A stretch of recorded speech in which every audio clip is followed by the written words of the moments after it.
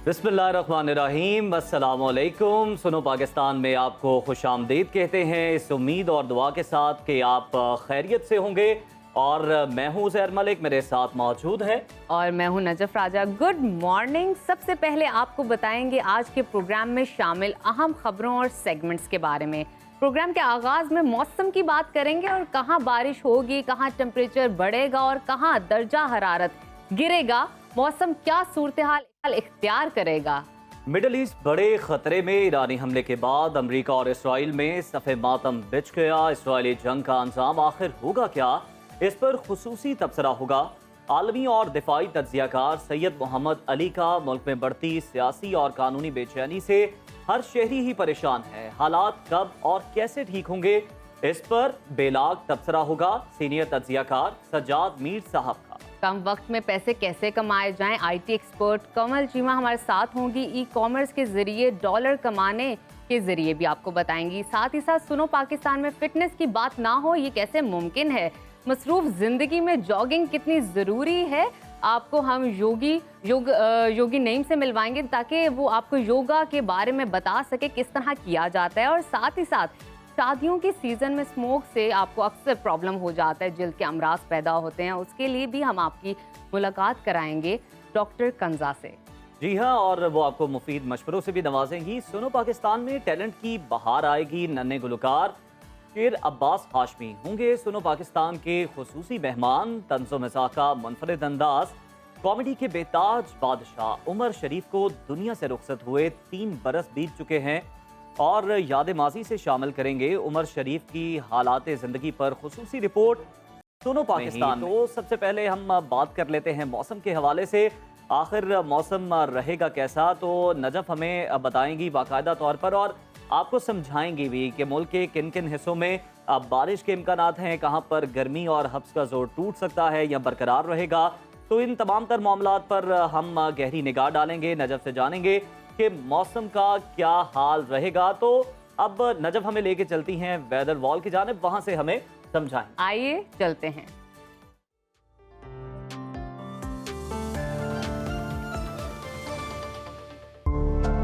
अब आपको मौसम की सूरत हाल से आगाह करते हैं ताकि आप अपना दिन अच्छे से प्लान कर सकें। सबसे पहले बात करते हैं पहाड़ों, आबशारों और झीलों की सरजमीन गिलगित बल्तिस्तान की, जहां दिन भर सूरज और बादलों के दरमियान आंख मचोली जारी रहने का इम्कान है। गुज़िश्ता रोज से चलने वाली ठंडी हवाओं से मौसम खुशगवार हो गया।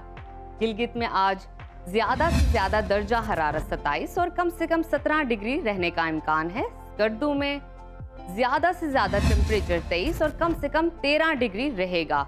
महकमा मौसमियात ने आइंदा 24 घंटों के दौरान गिलगित बल्तिस्तान में मतला जुज़वी अबर आलूद रहने की पेशगोई की है। सयाहों की पसंदीदा वादी आज़ाद कश्मीर का रुख करते हैं, जहां मौसम खुश्क रहा। दारुल हुकूमत मुजफ्फराबाद में ज्यादा से ज्यादा दर्जा हरारत 34 और कम से कम 20 डिग्री रहने का इम्कान है।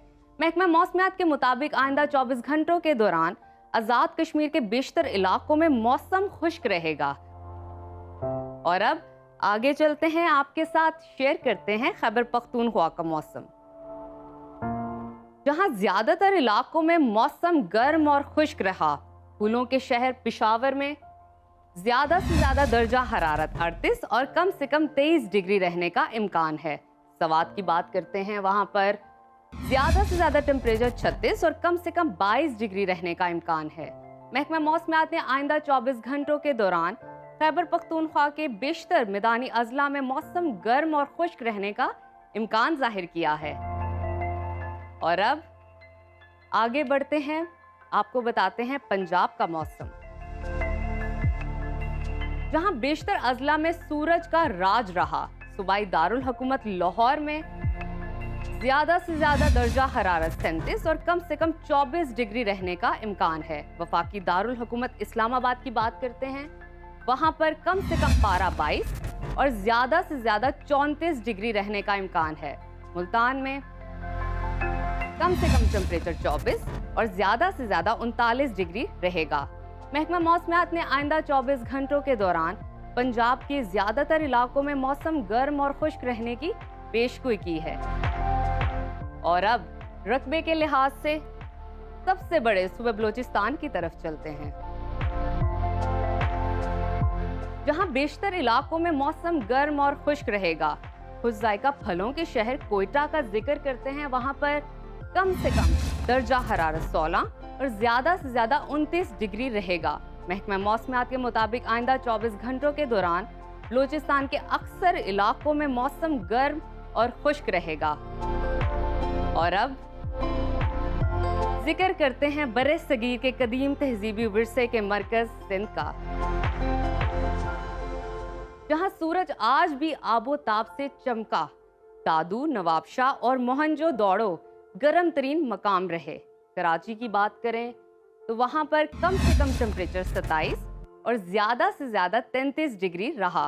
हैदराबाद में कम से कम दर्जा हरारत 27 और ज्यादा से ज्यादा 40 डिग्री रहने का इम्कान जाहिर किया जा रहा है। महकमा मौसमियात ने आइंदा 24 घंटों के दौरान सिंध के बेशतर अजला में मौसम गर्म और मरतूब रहने की पेशगोई की है।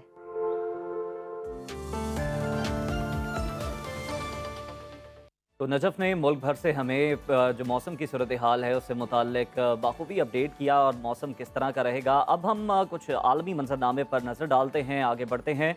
तो आलमी मंजरनामे पर अगर हम बात करें तो मशरिक वस्ता में जंग के बड़े खतरात मंडलाने लगे। सिहूनी फोर्सेस के फलस्तीन, लिबनान, यमन और शाम पर वहशियाना हमलों के बाद ईरान ने बड़ी जवाबी कार्रवाई कर दी और इसराइल पर बड़ा हमला कर दिया।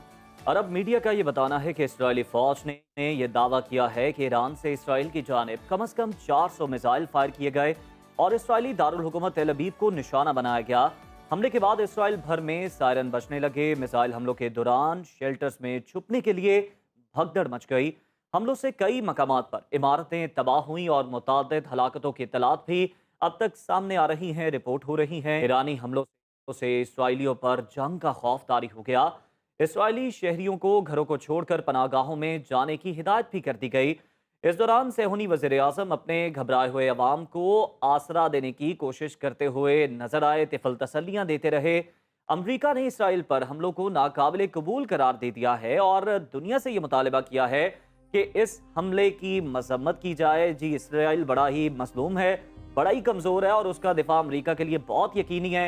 इसलिए अमरीका बार बार ये कोशिश करता है कि उसके दिफा को यकीनी बनाया जाए, इसराइल पर किसी किस्म की कोई आंच ना आए, किसी मुल्क से उसे कोई खतरा ना हो। व्हाइट हाउस की कौमी सलामती कौंसिल के मुशीर ने यह तस्दीक भी की है कि अमरीकी अफवाज ने ईरानी हमले का जवाब देने में इसराइली फौज के साथ मिलकर काम किया। यह एतराफ भी सामने आया है। अमरीकी जंगी बहरी जहाजों ने इसराइली फजाई दिफाई यूनिट्स के साथ मिलकर ईरानी मिसाइलों को निशाना बनाया है। जरा सा इसराइल पर कुछ होता नहीं कि अमेरिका हम देखते हैं फौरी तौर पर मदद के लिए पहुंच जाता है और फिर जंगी बेड़े भी जो हैं वो वहां पर पहुंच जाते हैं और इसराइल का दिफा करते हैं। ना सिर्फ दिफा करते हैं बल्कि इस एतराफ की रोशनी में मिलकर इसराइल के साथ कार्रवाइयां भी की जाती हैं और दूसरे ममालिक को निशाना बनाया जाता है। पासदारान इनकलाब ने इसराइल पर हमले को हमास के सरबराह इस्माइल हनिया और हिजबुल्लाह के सेक्रेटरी जनरल हसन नसरुल्लाह पर हमले का बदला करार दे दिया।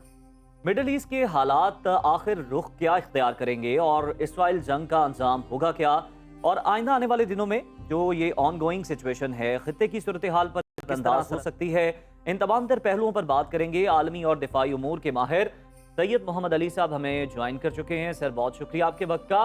सबसे पहले ये बताइएगा कि ईरान की जानिब से जवाबी कार्रवाई के बाद मिडल ईस्ट में अब बड़ी जंग के खतरात मंडलाने लगे हैं। आप इसराइल की जानिब से जो जंगें छेड़ी गई हैं इनका अंजाम क्या देख रहे हैं, और साथ ये भी बताइएगा इसराइल और अमेरिका जो कि एक ही सिक्के के दो रुख हैं, इनकी अब स्ट्रेटजी क्या हो सकती है? 45 साल से जब से ईरान में इस्लामी इनकलाब आया है, इसराइल और ईरान के दरमियान जो है वो एक कशमकश जो इस खित्ते में जारी रही है, लेकिन वो बिलवास्ता अंदाज में रही है। जिस तरह आपने भी बड़ा तफसील और तफसीली अहाता किया कि मुख्तलिफ जो तंजीमें हैं जिसमें हिजबुल्लाह है, हमास है, हूती हैं, इराक में कई तंजीमें हैं, शाम की हुकूमत है, उनको ईरान सपोर्ट करता रहा है और उन्होंने इनडायरेक्ट तरीके से एक बैलेंस ऑफ पावर अचीव करने की कोशिश की है। लेकिन कल रात के जो हमले हैं उससे ये बात साबित होती है कि अब बराह रास्त ईरान और इसराइल के दरमियान जो है वो कशीदगी में इजाफा हो रहा है। और आज का दिन और अगले चंद घंटे बहुत अहम इस वजह से हैं कि आपको पता है कि अमेरिका के वज़ीर दिफा ने ईरान के हमले से एक दिन पहले ये वार्निंग दी थी कि अगर ईरान ने हमला किया तो इसकी बड़ी कीमत अदा करनी पड़ेगी। और बिल्कुल। अभी इसराइल की जानिब से भी ये बयान आया है कि इसकी जवाबी कार्रवाई की जाएगी। अब आपने जो हिकमत अमली की तरफ बात की, देखिए ईरान की हिकमत अमली बुनियादी तौर पे 3 पहलू हैं उसके। मेरा ख्याल है जिस वक्त का चुनाव किया ईरान ने, उसके पीछे ये हिकमत अमली कार फरमा थी कि उसकी जो हलीफ जमातें हैं, चाहे वो हूती हो जाएं यमन में, चाहे वो इराक की कोई जमातें हो जाए, शाम हो जाए, लबनान के अंदर हिजबुल्लाह हो जाए, हमास हो जाए, ये तमाम जमातें जो हैं इसराइल और अमेरिका को इंगेज कर लें, उनकी दिफाई इस्तेदाद को मुंतशिर करें। सैयद मोहम्मद अली साहब जिस तरह थे कि अमेरिका की जानिब से भरपूर धमकी दी गई थी और ईरान को कि अगर उसने इसराइल को निशाना बनाया, कोई हमला किया, तो फिर हम मैदान में उतरेंगे और इसराइल के साथ मिलकर ईरान के खिलाफ भरपूर कार्रवाइयाँ करेंगे। इससे पहले भी अमेरिका की जानिब से मुतादिद मौक़ों पर सैंक्शंस, मुख्तलिफ पाबंदियाँ, मौशी पाबंदियाँ ईरान पर आयद की गई, जिसका ईरान को नुकसान भी हुआ और हमने देखा कि ईरान की इकॉनमी बुरी तरह इससे मुतासर हुई। लेकिन उसके बावजूद ईरान ने अपने जौहरी प्रोग्राम पर काम जारी रखा। अपने दिफा पर ईरान की जानिब से कोई समझौता नहीं किया गया और बिल्कुल ये ईरान ही है जो कि मुझे लगता है उनकी आंख उज़ैर, में ये चीज़ खटकता है। बिल्कुल ये चीज़ सोचने की ज़रूरत है कि वेस्ट की जानिब से हमेशा ह्यूमन राइट्स पे बात की जाती है और माइट इज़ राइट के बारे में बात की जाती है, एनिमल्स का ख्याल रखने की बात की जाती है। लेकिन अब क्या कहा जाए कि वेस्ट इस वक्त सो रहा है कि जहाँ पर इतना हम देख रहे हैं कि इंसानों के साथ जुल्म किया जा रहा नजफ, है। ह्यूमन एलिमेंट की तो क्या ही आप बात करें, इंसानी हुकूक, तहफ़्फ़ुज़ की आप क्या बात करें, ये तो बड़े दावे करते हैं। वेस्ट की हम बात करें, यूएस की हम बात करें, बिल्कुल। ये तो एनिमल राइट्स के बड़े दाई हैं, उनके बड़े अलमबरदार हैं। लेकिन इंसानी ज़िंदगियाँ, छोटे मासूम बच्चे इन्हें नज़र नहीं आते। उधर हम अगर गज़ा की बात कर लें, फ़लस्तीन की बात कर लें, तो 7 अक्टूबर आने को है, हमलों को 1 साल मुकम्मल होने वाला है। इतने बड़े पैमाने पर शहादतें हुई हैं और गज़ा जो है वो एक तरह से सफ़ाए हस्ती से मिट कर रह गया है और वहाँ पर जो लोग हैं वो इस वक्त भूख और इफ़लास का शिकार हैं। वहाँ पर ग़ज़ाई बहरान है और दीगर बड़ी मुश्किलात हैं, पीने का साफ़ पानी मुयस्सर नहीं है। बिल्कुल। और इसराइल की जानिब से एक जानिब तो उन्हें निशाना बनाया जा रहा है और दूसरी जानिब से कोशिश की जा रही है कि मुकम्मल तौर पर उनको सफ़र करवाया जाए जो वहाँ और ऐसा पर लगता मज़लूम है फ़लस्तीनी हैं, और उनके ऐस खुराक को भी बिल्कुल। जो हम देखते हैं जो इमदाद आती है मुख्तलिफ ममालिक से, इवन पाकिस्तान से जो गई, उसको रोकने की कोशिश की गई मिस्र के ज़रिए। और ऐसा लगता है कि जिसकी लाठी उसकी भैंस का कानून चल माइट इज़ रहा है, राइट। माइट इज़ राइट का कानून चल रहा है, जिसके पास ताकत है वही अपनी बात कर रहा है, वही अपनी बात मनवा भी रहा है कि पहले गज़ा और अब ये लिबनान और इसके बाद नेक्स्ट कौन होगा ये अल्लाह बिल्कुल, ही ये जाने। एक सीरीज नजर आ रही है नजफ। बिल्कुल। हम देख रहे हैं कि टर्न बाय टर्न जो है वो निशाना बनाया जा रहा है। पहले इसराइल की जानिब से पूरी कैलकुलेशन की गई कि फ़लस्तीन को निशाना बनाया गया, गज़ा को निशाना बनाया गया और उसने ये देखा कि जो मुस्लिम उम्मा है, जो मुस्लिम ममालिक हैं, जो ताकतवर हैं, मौशी लिहाज से भी बड़े मजबूत हैं, उनकी जानिब से भी सिर्फ मजम्मतें की गई और ज़ुबानी तौर पर जो है वो बुरा भला कहा गया, लेकिन अमली तौर पर कुछ नहीं किया गया। ना फ़लस्तीनियों की उस तरह से मदद की गई, और मैदान में उतरा गया। और तो फिर एक चीज़ इसी से मेरा ख्याल है शय मिली इसराइल को और इसी से उसका जो हौसला है वो अब इतना बढ़ गया है कि वो दूसरे ममालिक को भी निशाना बना रहा है। और अगर हम बात करें ना इसकी लबनान की, तो बैरूत इतना कभी किसी वक्त में हसीन होता था कि इसे मिडल ईस्ट का पेरिस कहा जाता था, लेकिन अब वहाँ पर वो हालात नहीं है। और हम देख रहे हैं कि इसराइल जो है वो मजीद वहाँ पर कार्रवाइयाँ कर रहा है और उसको तबाह बर्बाद करने की पूरी कोशिश कर रहा है। लेकिन उनकी जानिब से जो हिज़्बुल्लाह की वहाँ पर तहरीक है और उनकी जानिब से भी, ईरान की जानिब से भी भरपूर मुज़ाहमत दिखाई जा रही है। इस पर हम आगे भी आने वाले दिनों में भी प्रोग्राम में बात करते रहेंगे। अभी हम एक ब्रेक शामिल करते हैं। देखते रहिए सुनो पाकिस्तान।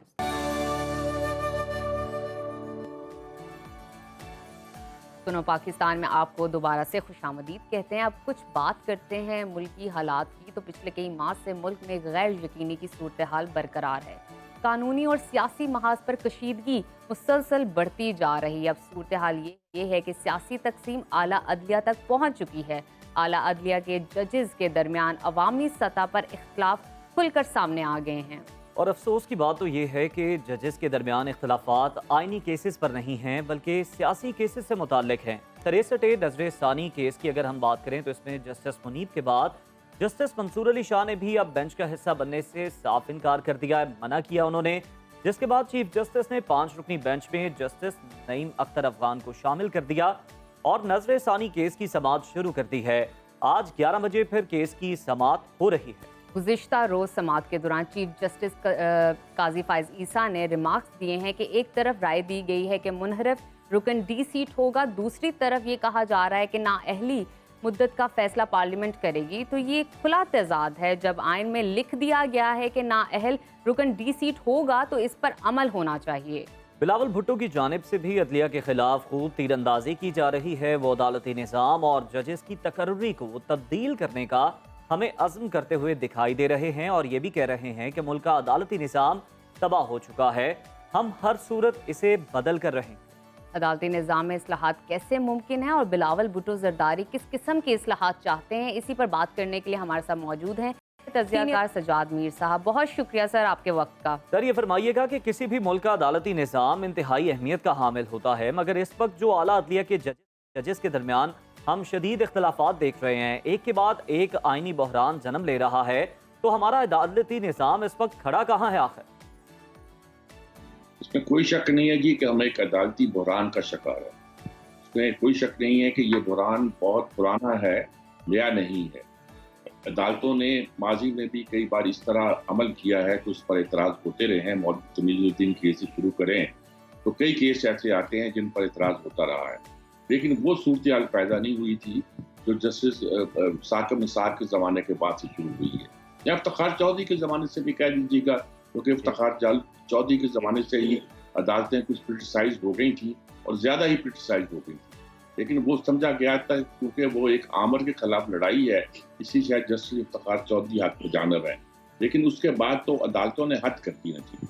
सारा केस, अकामा का केस, हुकूमतों को बदलने के केस, एक हुकूमत बदली, दो हुकूमत बदलती, वज़ीर आज़म को घर भेज रहे हैं, आइन की जो तशरीह चाहते हैं कर देते हैं और ये कहते हैं कि तशरीह जो हमने की है ये आइन को इंटरप्रेट किया है।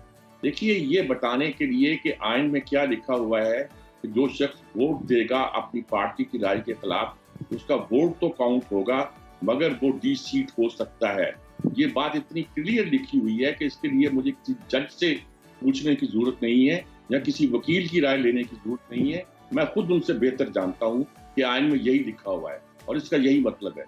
लेकिन अदालतों ने सिर्फ इसलिए कि वो हमजा शहबाज की हुकूमत को खत्म करना चाहते थे और परवेज अलाई को लाना चाहते थे, एस्टेब्लिशमेंट के कहने पर, साफ लफ्जों में कहना चाहता हूँ, उन्होंने ये फैसला दिया और कुछ और भी 7 फैसले उसके साथ नती कर दिए, जिसका नतीजा ये हुआ कि आइन का हुलिया बदल के रह गया और ये कहा कि हम आइन को इंटरप्रेट कर रहे हैं।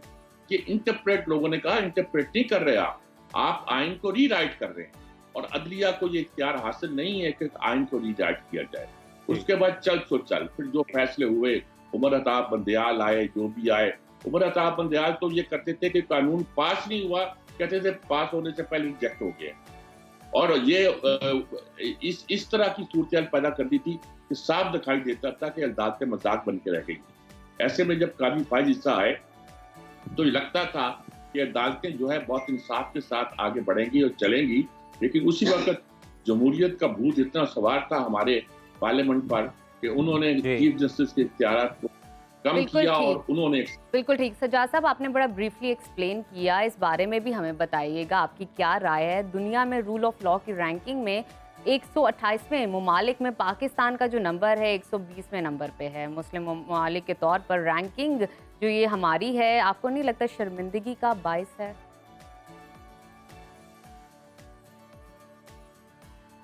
शर्मिंदगी का बाइस तो है ही, लेकिन अगर आप कहते हैं कि पाकिस्तान में जमहूरियत है और अदलिया जमहूरियत का एक बहुत अहम सुकून है, तो समझ लीजिए ये सुकून ढह चुका है। अब इनके दरमियान कोई इत्तफाक राय पैदा होना इंसाफ और कानून की बुनियाद पर मुमकिन दिखाई नहीं देता। जो सीनियर मोस्ट जो जजेस हैं, जस्टिस मंसूर शाह की तो रेपुटेशन भी अच्छी है, लेकिन बदकिस्मती सारी अदालत जो है वो क्रिटिसाइज हो चुकी है। यानी फैसले इस बुनियाद पर नहीं होते कि कानून क्या कहता है, फैसले इस बुनियाद पर हो रहे हैं कि सियासी तौर पर आपकी दड़े के साथ शामिल है। यहाँ तक बात नहीं है कि फलां जज की राय ये इसलिए बन रही है, जज तो वो अच्छा है लेकिन उसकी बीवी बच्चे जो है वो दूसरी तरफ है और जो दूसरी तरफ है इसलिए उसके असरात उस पर भी पड़ते हैं, इसलिए उसका फैसला जो है पार्टीजन हुआ करता है। यानी पार्टीजन फैसले होना जो कोई अच्छी बात नहीं होती। ये आप फैसले करते हैं, हुकूमतों की हिमायत में करते हैं, एस्टेब्लिशमेंट की हिमायत में करते हैं, जहाँ आपकी राय बड़ी मुख्तलिफ होती है, कोई हर्ज नहीं है। लेकिन ये हो जाना कि आप फलां पार्टी के हक में हर सूरत में फैसला करेंगे, ये बड़ी खतरनाक बात हुआ करती है। अब नजर ये आता है कि फर्ज किया काजी फाइज चले जाते हैं, उनके बाद जो आते हैं तो एक नया फैसला शुरू हो जाएगा, उनके खिलाफ शुरू हो जाएगा कि उन्होंने ये फैसला जो किया है वो इसलिए किया है कि फलां को फायदा पहुंचा। यहाँ तक कहा जाने लगा था कि नवंबर के बाद काजी फाइज जाने के बाद देखते हैं ये हुकूमत बाकी कैसे रहती है, यानी कि अदालतें इनको खत्म कर देंगी। अगर अदालतों का ये रोल बन जाए तो अदालतों को तो ये इख्तियार अवाम ने नहीं दिया, अवाम ने ये इख्तियार तो पार्लियामेंट को दिया है कि हुकूमतों को करा सकते हैं। बिल्कुल, ये जो बात उन्होंने की थी ना कि जाने के बाद शायद हालात बदल जाएंगे, मुझे लगता है उससे इनकी मुश्किलात मजीद बढ़ गई हैं। सर, हजरत अली रज़ी ताला अन्हु का कॉल है कि कुफर का मुआशरा तो चल सकता है मगर जुल्म और नाइंसाफ़ी का निज़ाम नहीं चल सकता। मौसर जुडिशल सिस्टम हमारी बका के लिए कितना ज़रूरी है, हम अपने जुडिशल सिस्टम को किस तरह से बेहतर बना सकते हैं, बेहतरी ला सकते हैं, और क्या ये वो बेहतरी है जिसके लिए कोशिशें कर रही हैं तमाम जमातें? देखिए, एक बात होती है इंसाफ और वसी तर इंसाफ के लिए हमने ये फैसले किए जैसे कि अदालतें आजकल कुछ कह रही हैं, और दूसरी होती कानून। अदालत का काम है कानून के मुताबिक चलना, आइन के मुताबिक चलना, चाहे वो इंसाफ का खून कर रहे हो लेकिन कानून जो कुछ कहता है वही करना होता है। उनके ख्याल में इस आदमी ने कत्ल किया हो लेकिन कानून के मुताबिक वो कत्ल साबित ना होता हो तो उसे बरी करना पड़ता है। यही असूल हुआ करता है अदालतों का, और इसी पर अदालतें काम किया करती हैं। ये कहती हैं जी हमारी वसीत और इंसाफ के तकाजे ये बताते हैं कि ये सारी सीटें पीटीए की चली जानी चाहिए। ठीक कहते होंगे, ये मैं कह सकता हूँ लेकिन अदालत नहीं कह सकती। अदालत कानून पर चलेगी। कानून क्या कहता है? ये सारे जो बात बहस चली है ये इंसाफ और कानून की सारी रिजल्ट क्या निकला? उन्होंने कहा कि अच्छा भाई ये कानूनी फैसले इनका छोड़ो, ये कत्ल वतल के मुकदमात और जायदादों के मुकदमा जो पेंडिंग पड़े हुए हैं उसको निपटाते फिरें, और जो आईनी अदालतें बेशुमार मुल्कों में जो अलग हुआ करती हैं, और हमने भी तय किया था कुछ 10-20 साल पहले विसाख जमहूरियत में कि आईनी कोर्ट अलग हुआ, उसको कर दो। बस इतना करना था, अगर हंगामा हो गया, शोर पड़ गया कि ये क्या हो रहा है, ये तो सुप्रीम कोर्ट तलब किए जा रहे हैं, भाई इख्तियार तलब नहीं किए जा रहे हैं। तो साहब जरा इस पर भी अपनी राय दीजिएगा। बिलावल भुट्टो जरदारी अदालती इस्लाहात और जजेस की तकर्री के तरीके को बदलने के लिए सरगर्म है। ये बताएगा कि अदालती इस्लाहात पर सियासी जमातों का इत्तफाक राय कितना ज़रूरी है, और क्या बिलावल भुट्टो जरदारी इस पर इत्तफाक राय पैदा कर सकेंगे? बिलावल का तो काम नहीं है, वो अपने बात की जगह काम कर रहे हैं, बात की जगह उनकी लगी हुई है, तमाम लोगों से मुलाकात करें, इत्तफाक जिन्होंने पैदा करना वो कर लेंगे, और जिन्होंने ये इस तरह चेंज करनी है वो करा लेंगे। अगर ये समझा जाता है कि कोई अदालतें मौजूदा सूरत हाल में फ्यूचर में डिलीवर कर सकेंगी, आगे बढ़ सकेंगी, तो जो होगा नहीं। जो कुछ होना है इस महीने के अंदर होना है, ज़्यादा 6 हफ्ते मजीद लगेंगे, और हमारा सिस्टम जो है इसको लाइन पर चढ़ना है। बहुत खराबी पैदा हो गई है। इस तरह नहीं हुआ करता कि एक जज कहे जी मैं बेंच ही नहीं बनाता, छुट्टियां बजा रहा हूं मैं, दूसरा कहे जी जब तक वो आपने कैसे ये कानून आया है तो आपने कैसे अमल किया है, जब तक होगा मैं नहीं बैठू। ताकि ये सब ये करते रहे वैसे, लेकिन उस वक्त कुछ और लगता था, इसमें कुछ और लगता है। तो रिजल्ट क्या होता है? रिजल्ट ये हुआ है कि 2 सीनियर जज जो हैं वो तो एक तरह के डिस्क्रेडिट। बिल्कुल सही आपने फरमाया सजाद मीर साहब कि उनके तहफ़्फ़ुज़ात हैं और उस पर उन्होंने ये फैसला किया, उनके तहफ़्फ़ुज़ात सुने भी जाने चाहिए। आपका हम शुक्रिया अदा करेंगे। और बिल्कुल आपने दुरुस्त फरमाया कि ये 4 से 6 जो हफ्ते हैं ये बड़े अहम हैं। इसमें जो मुल्क की सियासी सूरत हाल है और जो मुल्क की डायरेक्शन है उसका तयन हो जाएगा, और ये जो मुकम्मल इस वक्त हम आइनी कानूनी बहरान देख रहे हैं, उम्मीद कर रहे हैं कि इसका खात्मा होगा और जो मामलात हैं वो बेहतर हो जाएंगे। अभी एक प्रोग्राम में ब्रेक शामिल करते हैं, तो आप देखते रहिए सुनो पाकिस्तान।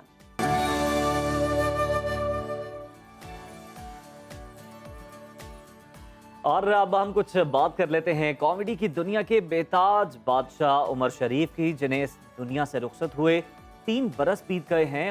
और हॉकी की कमेंट्री हो या मोहम्मद अली की पैरोडी, अजीज मियां कवाल की कवाली का अंदाज हो या फिर कोई स्टेज ड्रामा हो, किसी भी शो की मेजबानी हो, वो कोई होस्ट हो या फिर बैरून मुल्क कोई अवार्ड शो, उमर शरीफ अपनी शानदार कॉमेडी से लोगों को हंसाते हंसाते लोट-पोट करने का फन खूब जानते थे।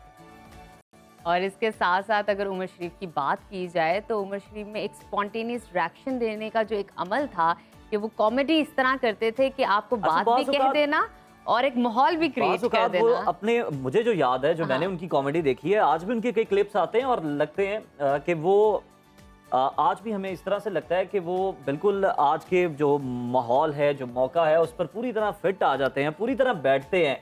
और वो ना सिर्फ अपनी बातों से, जुमलों से हंसाते थे, बल्कि उनके एक्सप्रेशंस बाज़ औक़ात नजफ़ इतने मजे के होते थे आप कॉमेडी कि और वही सारी बात कह जाते हाँ थे। बिल्कुल उज़ैर, और आप कॉमेडी ड्रामा छोड़ दें, अगर वो शो होस्ट करते थे ना तो ऐसे लगता ही हाँ। नहीं था कि वो अपने गेस्ट का इंटरव्यू तो कर मेरा रहे ख्याल है हैं। उनकी इस बरसी के मौके पर बिल्कुल। उनकी कुछ यादों को ताज़ा करते हैं, एक रिपोर्ट है वो अपने नाज़रीन को दिखाते हैं। फनी अदाकारी में अपनी मुनफरिद पहचान रखने वाले कॉमेडी किंग उमर शरीफ 19 अप्रैल 1955 को कराची में पैदा हुए। फनी जिंदगी का आगाज 14 साल की उम्र में स्टेज ड्रामों से किया। उमर शरीफ ने 70 से ज्यादा ड्रामों में बैक वक्त मुसन्निफ, हिदायतकार और अदाकार अपनी सलाहियतों का लोहा बनवाया। उन्होंने पहली बार स्टेज ड्रामे रिकॉर्ड करने का रिवाज डाला, जिसने उन्हें बर्रे सगीर समेत दुनिया भर में उर्दू और पंजाबी बोलने वालों का पसंदीदा कॉमेडियन बना दिया।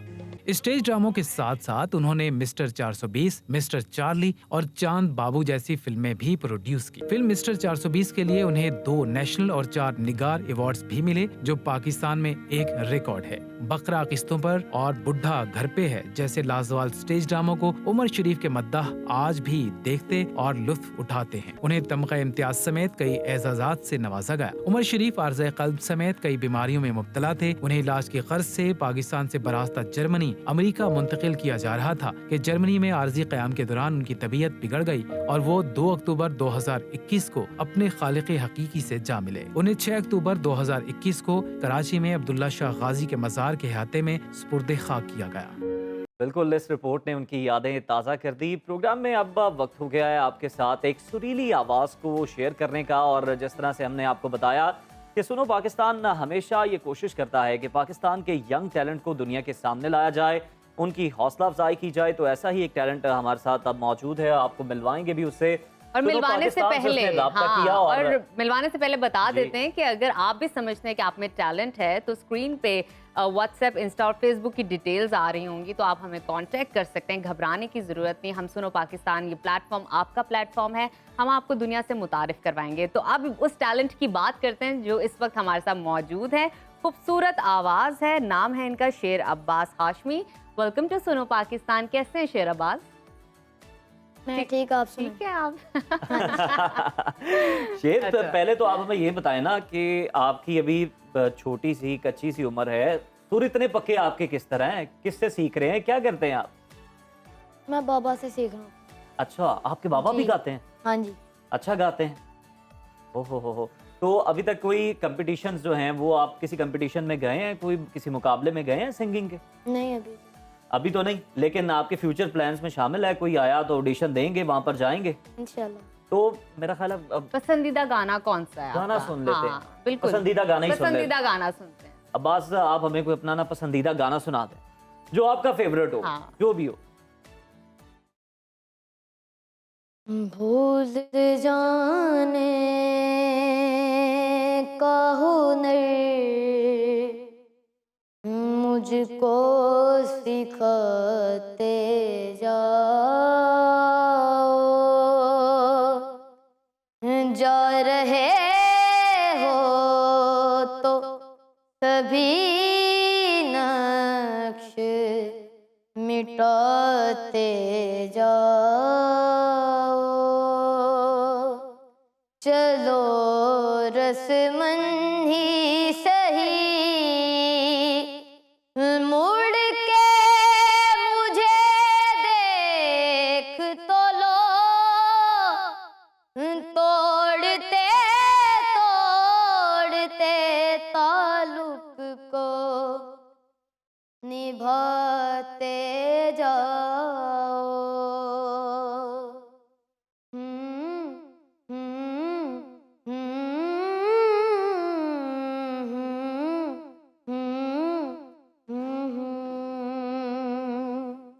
कभी कभी ये मुझे सताए, कभी कभी ये रुलाए,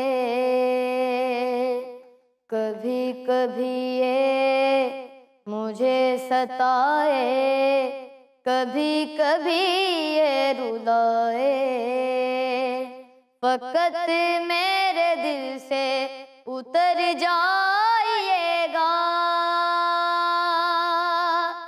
फकत मेरे दिल से उतर जाइएगा, बिछड़ना मुबारक बिछड़ जाइएगा।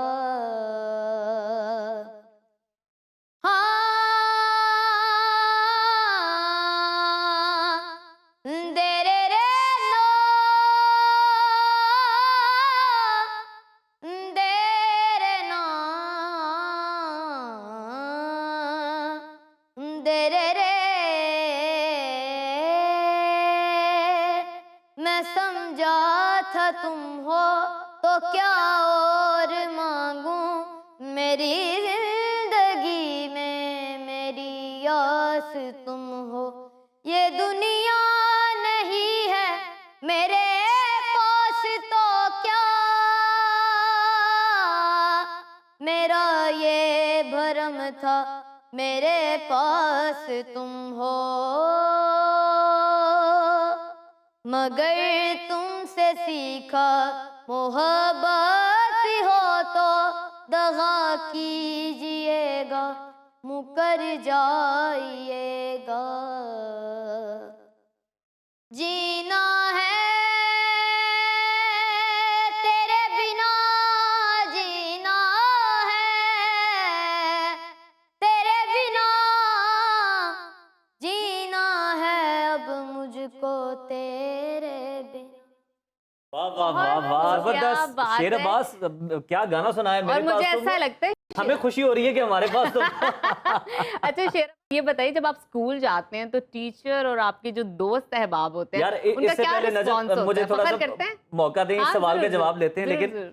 दरमियान में जब उसने स्टार्ट किया ना तो बड़ा हाँ। कामली उसने स्टार्ट किया, लेकिन जो ही उसने हाई स्केल को टच किया ना वहीं पे मुझे लगा कि मुझे ना No गूज़बम्प्स हो doubt, रहे हैं, no doubt. रोंगटे खड़े हो रहे हैं, इतना अच्छा गाया। अच्छा वो अब हाँ, सवाल का बताइएगा। जवाब भी ले लेते हैं मेरा ख्याल है। हाँ, दोस्त और टीचर क्या कहते हैं, फखर किसी फील बच्चे करते में कोई हैं? टैलेंट होता है ना स्कूल हाँ। में तो उसे बड़ा प्रोटोकॉल मिलता है, हमें भी मिला करता था किसी ना किसी वजह से। तो आपको भी सिंगिंग की वजह से टैलेंट, जो आप में टैलेंट है, आपको कोई प्रोटोकॉल मिलता हो, टीचर्स आपको कुछ भी ना कहती हो, आपने चाहे होमवर्क किया हाँ जी, नहीं हाँ जी, किया, ऐसे करते हैं। अरे क्या करते हैं?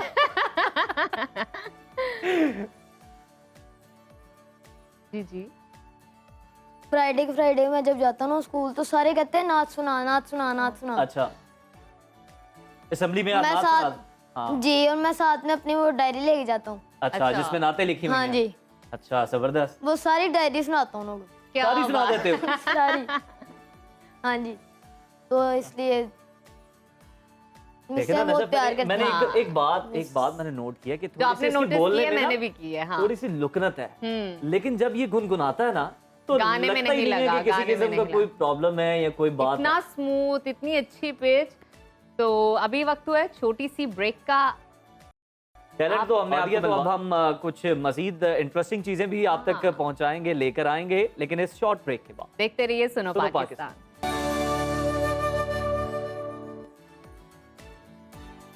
वेलकम बैक नाजरीन। आज के दौर में डिजिटल इनकलाब ने पूरी दुनिया में बिजनेस और रोजगार के तरीकों को बिल्कुल बल्कि यकसर बदल के रख दिया है। इसमें सबसे अहम किरदार ई कॉमर्स का है, जिससे न सिर्फ कारोबार को बैनुल-अक़वामी मार्केट तक रसाई हासिल होती है, बल्कि ये लोगों को रोजगार के नए मौके भी फराहम कर रहा है। और इसके साथ साथ जैसे कि आप जानते हैं कि 64% हमारे पास यूथ है पाकिस्तान में, और वो सब डिजिटल के साथ कनेक्टेड हैं और इस तरह की महारतें सीख रहे हैं। यूट्यूब, इंस्टा, फेसबुक के ज़रिए कैसे पैसे कमाए जाएं, ये सारी चीज़ें आज हम आपको बताएंगे, क्योंकि इस वक्त हमारे साथ स्टूडियो में गेस्ट मौजूद हैं।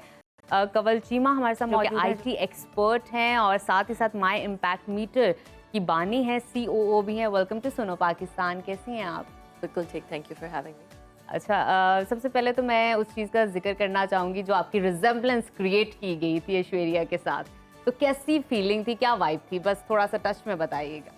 मैंने पहले भी इसके बारे में काफ़ी बात की है कि this is something which shouldn't even be the topic of discussion, क्योंकि आई मीन मेरी जो, अब तो खैर ब्रांड काफ़ी बदल भी गया है, मगर you know people are lot more than their looks, तो वो किसी भी औरत को रिड्यूस डाउन कर देना और वही उसकी पहचान बन जाना इज़ नॉट रियली फेयर। सही सही। बिल्कुल, आपकी अपनी एक पहचान है और नजफ ने मेरा ख्याल है जो कुछ लोगों को गलतफहमी थी वो दूर करने की कोशिश की है। तो आपके टॉपिक की तरफ आते हैं जिसमें आपकी एक्सपर्टीज है। हमें ये बताइएगा कि पाकिस्तान में हम देख रहे हैं ई कॉमर्स बड़ी तेज़ी से तरक्की कर रहा है। अगर हम खत्ते के दीगर ममालिक से भी मवासना करें तो आपको क्या लगता है हम कहाँ पर इस वक्त स्टैंड करते हैं? आई थिंक कि जैसे कि आपने पहले कहा कि हमारी यूथ जो है वो 64% है, विच मीन्स कि हमें एक बहुत बड़ा डेमोग्राफिक एडवांटेज है। अभी पूरी दुनिया में अगर आप देखें, जापान में, चाइना में या यूरोपियन कंट्रीज़ में, तो यूथ उनकी डिक्लाइनिंग पॉपुलेशन है और एजिंग पॉपुलेशन है। तो पाकिस्तान को ये एक बहुत बड़ा एडवांटेज है और यहाँ पे गवर्नमेंट को इसको रिकग्नाइज़ कुछ हद तक कर भी लिया है, कुछ ज़्यादा रिकग्नाइज़ करने की ज़रूरत है कि आईटी एक ऐसी चीज़ है कि जिसमें अगर हम अपनी यूथ को स्किल्स देते हैं, एक तो ये है कि आईटी के स्किल्स जो है वो बहुत ऐसे भी बहुत सारे स्किल्स होते हैं जिनके लिए बहुत आपको 4 ईयर यूनिवर्सिटी डिग्री नहीं चाहिए या बहुत ज़्यादा एक लेंथी प्रोसेस नहीं है वो स्किल एक्वायर करने का। थोड़े लेंथ में 3 महीने में 6 महीने में एक जो बेसिक स्किल है वो एक्वायर हो सकता है, जैसे बेसिक अर्निंग स्टार्ट हो सकती है, जो कि पाकिस्तान के अंदर से भी नहीं हो, जो कि बाहर मुल्कों से पाकिस्तान बाहर मुल्कों में हमारे जो नौजवान हैं उनको रोज़गार मिल सकता है पाकिस्तान में बैठे हुए। तो ये एक दफ़ा पहली दफ़ा एक फिनोमेना आया है कि पाकिस्तान में आप अपने नौजवानों के ऊपर अगर इन्वेस्ट करते हैं तो वो आपके लिए ज़र मुबादला या डॉलर्स में इनकम अर्न कर सकते हैं और उनको जिसकी हमें बड़ी ज़रूरत है, जिसकी हमें बहुत ज़रूरत है, क्योंकि देखिए पाकिस्तान में तो इतनी रोज़गार है भी नहीं। तो अगर इस तरह की एक चीज़ है जहाँ पे आप पाकिस्तान के अंदर बैठे हुए उन नौजवानों को बाहर रोजगार मिल जाए और वो पैसा अर्न करके वो वापस पाकिस्तान आ रहा हो, तो इससे बेहतर क्या चीज़ है। इंडिया की मिसाल लेंगे, आईटी सिटीज़ वहाँ पर बनी हुई हैं, तो अब वो उनसे अगर हम अपना मुवाजना कर लें, उन्हें देख लें कि वो कहाँ पर जा रहे हैं आईटी में और हम कहाँ पर हैं अभी तक, तो कौन से हमें इकदाम लेने की ज़रूरत है गवर्नमेंट लेवल पर और प्राइवेट सतह पर भी कि हम उनको कम्पीट कर सकें, एटलीस्ट उनके करीब नहीं तो चलें कुछ थोड़ा सा फासला हमारे दरमियान रह जाए, हम भी कोई ज़र मुबादला कमा सकें। देखिए इस वक्त पाकिस्तान में ये तो कहा जाता है कि पाकिस्तान एक बहुत अट्रैक्टिव डेस्टिनेशन है फॉर आउटसोर्सिंग आईटी। एक रिपोर्ट भी आई जिसमें उन्होंने कहा जी, क्योंकि पाकिस्तान की यूथ थोड़ी बहुत अंग्रेजी भी बोल लेती है, मगर मसला पाकिस्तान का ये है कि पाकिस्तान में जो स्किल्स आईटी के हैं वो बहुत वो वाले हैं जो बहुत लो इनकम स्किल्स हैं। Graphic designing, web development, social media marketing, video editing, तो ये वाले जो स्किल्स हैं ये बहुत वो वाले हैं जो कि लो इनकम अर्न करने वाले हैं। इंडिया ने बहुत ज़्यादा अर्ली एजुकेशन में बहुत ज़्यादा इन्वेस्ट किया है, यूनिवर्सिटी एजुकेशन में बहुत ज़्यादा इन्वेस्ट किया है।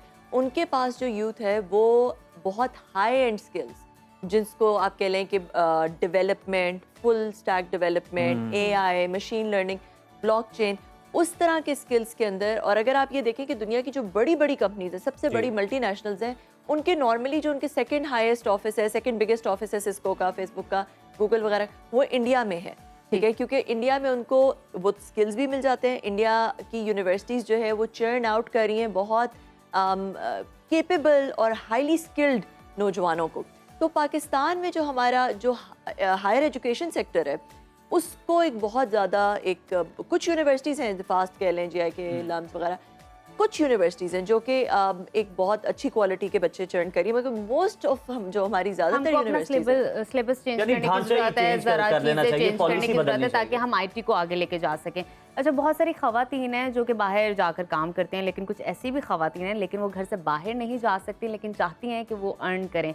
उनके लिए हम क्या कर सकते हैं, क्या रिकमेंडेशंस होंगी आपकी तरफ से आईटी के पॉइंट ऑफ व्यू? देखिए आईटी के पॉइंट ऑफ व्यू से जैसे कि मैंने कहा कि अब ऐसे बहुत सारे स्किल्स या कोर्सेज अवेलेबल हैं ऑनलाइन, जो कि अगर वो उनकी बहुत हाईली स्किल्ड या एजुकेटेड नहीं है तब भी वो उस कोर्सेज करके तो वो कर सकती हैं। माई इम्पैक्ट मीडिया में भी हम जो है हमने एक प्रोग्राम स्टार्ट किया अर्नटेक के नाम से, सीखो और कमाओ, जिसमें हम लोगों को जो लो इनकम, जो बिल्कुल लो इनकम लोग हैं, उनको हम 6 महीने की प्रोवाइड करते हैं बहुत हाई एंड इंस्टीट्यूट्स में ट्रेनिंग और स्किल्स प्रोवाइड करते हैं, इंक्यूबेशन, लैपटॉप भी देते हैं, ग्रोसरी भी देते हैं। तो और ये अब हम ऑनलाइन भी शुरू कर रहे हैं। तो वो ऑनलाइन स्किल्स हासिल करके कुछ जो फ्रीलांसिंग वेबसाइट्स हैं, फाइवर, अपवर्क, बहुत सारी ऐसी वेबसाइट्स हैं, वहाँ पे $200-300 कमाने के काबिल हो सकती हैं। अच्छा, अगर वो ये भी नहीं कर सकती, लेट्स से कि अगर वो कहती हैं कि नहीं बिल्कुल ये भी बहुत मुश्किल लग रहा है, ये भी करना मुश्किल है, तो फिर उससे पीछे भी आ जाएं, जो कि आप अगर ऐसे भी आप अर्न कर सकते हैं जहाँ पे आप सिर्फ कंटेंट क्रिएशन कर रहे हैं या आप रिव्यू कर रहे हैं किसी के प्रोडक्ट को जाके रिव्यू, जिसे एफिलिएट मार्केटिंग कहते हैं, कि आप किसी के प्रोडक्ट को जाके रिव्यू कर रहे हैं, या आप जो है वो किसी की वेबसाइट पे जाके जो है वो कोई उसके कोई छोड़े, कोई रिव्यू छोड़े, उससे भी आपकी एक बेसिक अर्निंग स्टार्ट हो सकती है। तो इस तरह अब तो ऑनलाइन बहुत सारे तरीके हैं, मगर गवर्नमेंट को क्या चाहिए कि वो जब आपकी अर्निंग स्टार्ट होती है तो वो अर्निंग को हासिल करने के जो तरीके हैं, जो प्लेटफॉर्म्स हैं, उसको फ्रिक्शनलेस बनाए। अभी भी बहुत सारे ऐसे प्रॉब्लम फायरवॉल का ये जो अभी कुछ टाइम पहले हुआ, उसकी वजह से एक तरफ तो गवर्नमेंट कहती है कि डिजिटल को प्रमोट कर रहे हैं, डिजिटल उनके लिए पाकिस्तान का नाम है। प्रोजेक्ट्स लेकर आए, साथ ही साथ फायरवॉल का भी है। लोग कह रहे हैं कि हम वीडियो डालते हैं, व्यूज नहीं आते, कंटेंट उस तरह आगे नहीं जा रहा, तो क्या कहेंगी इस पर? देखिए, मैं ये कहूँगी कि फायरवॉल का तो मुझे कोई ख़ास मुझे अभी तक क्लैरिटी नहीं है कि क्या है, क्या नहीं है, क्या हुआ, अच्छा। ट्रांसपेरेंसी कोई नहीं है, मगर तो स्पेकुलेटिव बातें हैं। मगर मैं ये ज़रूर कहूँगी कि देखें, हमें अपने मुल्क के अंदर इंटरनेट बेसिक सहूलत है, अब कोई गुड टू हैव नहीं है, it's not like for entertainment any more. लोगों के इसकी वजह से घर के चूल्हे जलते हैं, तो बिल्कुल। इंटरनेट को हमें एक तो इंश्योर करना होगा कि इंटरनेट में किसी किस्म की कोई बंदिश ना हो, सबसे पहले। और फिर दूसरा ये कि अगर हम कोई भी इस तरह की क्रिएटिविटी लोग करते हैं, अपना कंटेंट क्रिएट करते हैं, तो वो स्टाइफल ना हो, लोगों की क्रिएटिविटी स्टाइफल ना हो, उस पर किसी किस्म की बंदिश ना हो। वैसे जो नेशनल सिक्योरिटी से रिलेटेड चीज़ें हैं, फेक न्यूज़ को आपने करना है, वो सारी चीज़ें, उस पर मैं बात नहीं करी। वो ऑब्वियसली जो नेशनल सिक्योरिटी से रिलेटेड चीज़ें हैं, आपने उनको टैकल करना ही करना है, मगर ऐसा ना करें। सिक्योरिटी, मैं हमेशा से कहती हूँ, security should be an enabler of business, it should not be a curtailer of business, कि बिजनेस या क्रिएटिविटी को स्टाइफल नहीं करना चाहिए। उसको सिक्योरिटी ऐसी होनी चाहिए कि वो ज़्यादा इनेबल, प्रोडक्टिविटी इनेबल हो। तो ये हमें करने की अशद ज़रूरत है, और हमें चाहिए कि जो बैकबोन है जिसके ऊपर ये सारा कुछ बिल्ड हुआ है, वो इंटरनेट है, उसमें कोई बंदिश नहीं। अच्छा, उसके अलावा कवल ये भी फरमाइएगा कि पाकिस्तान में जो डिजिटल पेमेंट्स का निज़ाम है उसमें बड़ी खामियां हैं, ये खामियां किस तरह से दूर की जाती हैं? इससे लोगों का सरमाया भी जो है वो हम देखते हैं वो उससे हाथ धो बैठते हैं, और भी बड़े दीगर मसाइल आते हैं। ये बहुत बड़ी एक ऐसा टॉपिक है जो कि it's close to my heart as well. देखें, पाकिस्तान में बहुत सारे जो world wide digital payment systems हैं, पेपैल है, स्ट्राइप वगैरह, इस तरह के जो वेल नोन सिस्टम्स हैं, पाकिस्तान नहीं आते। और वो इसलिए नहीं आते क्योंकि हमारी पॉलिसी इस तरह की है कि हम रिपैट्रिएशन नहीं कर सकते। डॉलर्स जो यहाँ पे वो अर्न करते हैं, बाहर नहीं लेके जा सकते, क्योंकि हमारी हुकूमत को लगता है कि डॉलर्स का एक्सोडस हो जाएगा और हमारे फॉरेन रिजर्व्स डिप्लीट हो जाएंगे। मगर ये चिकन एंड एग सिचुएशन है कि अगर आप उसको अलाउ कर देंगे तो eventually in the long run जो है वो आपकी क्रिएट आएंगे। क्योंकि देखें, अभी हमारी जो फ्रीलांसिंग इकोनॉमी है, कहते हैं कि जी आईटी एक्सपोर्ट इनकम जो है वो पिछले कई सालों से 2.5 बिलियन पे जो है वो स्टैग्नेंट हुई भी है। मेरा अपना पर्सनल ख्याल ये है कि इससे बहुत ज़्यादा हो चुकी है, मगर लोग पैसे पाकिस्तान ला नहीं रहे, और वो इसलिए नहीं ला रहे, बहुत सारे जो बड़े बड़े फ्रीलांसर्स हैं वो अपने पैसे दुबई में ही पार्क कर देते हैं, और या बाहर कहीं किसी और मुल्क में पार्क कर देते हैं, इसलिए क्योंकि उनकी जो उन्होंने अपनी पेमेंट्स करनी होती हैं डॉलर्स में करनी होती हैं, और वो पाकिस्तान से क्योंकि रिपैट्रिएशन पे इतना ज़्यादा मतलब इतना ज़्यादा मसला है, इतनी ज़्यादा बंदिश है, जिसकी वजह से वो अपने वेंडर्स को ही नहीं पे कर सक रहे होते डॉलर्स में, तो वो बाहर ही डॉलर्स पार्क कर देते हैं। तो इसलिए ये पॉलिसी को थोड़ा सा इसको देखने की, बहुत इस पर सीरियस नज़र डालने की ज़रूरत है कि किस तरह जो है वो डिजिटल पेमेंट सिस्टम्स को बेहतर किया जाए, उनमें से फ्रिक्शन रिमूव की जाए, उनको सिंपल किया जाए, उनको कन्वीनियंट किया जाए। जो वर्ल्ड वाइड जो बहुत well known digital payment systems हैं उनको किसी तरह पाकिस्तान लाया जाए, अपनी पॉलिसी इस तरह की बनाई जाए कि वो पाकिस्तान से अट्रैक्ट हो। पाकिस्तान एक बहुत बड़ी मार्केट है, ये जो डिजिटल पेमेंट गेटवेज हैं पाकिस्तान में अट्रैक्ट होती हैं। पाकिस्तान दे नो कि पाकिस्तान एक उनके लिए बहुत बड़ी मार्केट, पोटेंशियल है, पोटेंशियल बहुत ज़्यादा है पाकिस्तान में। वो सिर्फ इसलिए नहीं आती क्योंकि वो रिपैट्रिएशन नहीं कर सकती अपने डॉलर्स। ये बात दुरुस्त है। अच्छा कवल, ये भी साथ बताइएगा हमारे नाजरीन को कि ई कॉमर्स में लॉजिस्टिक और डिलीवरी सर्विसेज का क्या किरदार है, क्या रोल है, और पाकिस्तान में ये कहाँ पे स्टैंड करता है? देखिए, पाकिस्तान जो है वो एक हाईली डेंसली पॉपुलेटेड कंट्री है। डेंसली पॉपुलेटेड कंट्री का फ़ायदा ये होता है, अगर आप ई कॉमर्स लॉजिस्टिक्स पर्सपेक्टिव से देखें तो जो थ्योरी ये कहती है कि भाई अगर एक कंट्री डेंसली पॉपुलेटेड है तो इसका मतलब है कि आप थोड़े एरिया के अंदर बहुत सारी पॉपुलेशन को केटर कर सकते हैं। अब मैं आपको एग्जांपल देती हूँ। देखें, ऑस्ट्रेलिया में 22 मिलियन पॉपुलेशन है, मगर उसका जो लैंड साइज है it's as big as the US, which means कि मतलब पूरा जो मिड ऑस्ट्रेलिया तो खाली पड़ा है, सिर्फ कोस्टल में पॉपुलेशन है, ठीक है। मगर पाकिस्तान में सिर्फ 22 मिलियन सिर्फ कराची में। तो कराची जहाँ पे इतना छोटा सा एरिया में 22 मिलियन लोग हैं, अगर आप देखिए इस शोबे में तो हमने तरक्की की है, ये तो आप मानती हैं ना कवल? तो द थिंग इज कि अगर थ्योरी ये कहती है कि लॉजिस्टिक्स करना या ई कॉमर्स करना आसान है, पाकिस्तान में ज़्यादा आसान है, लेस कॉस्टली है।